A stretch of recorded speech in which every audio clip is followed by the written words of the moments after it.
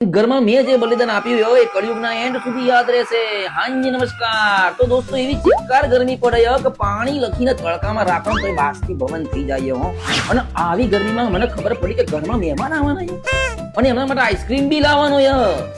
ઓ બાપા, ઘરની ઇજ્જત હવે મારા હાથમાં હતી. પોતાના ખુલ્લા બાળી નવી ઘરની ઇજ્જત સાચવવાના તો મારા સંસ્કાર ય.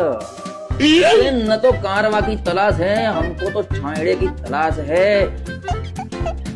એક નિતંબની આત્મકથા ઉપર નિબંધ લખાઈ જાય ને એવી ગરમી પડે.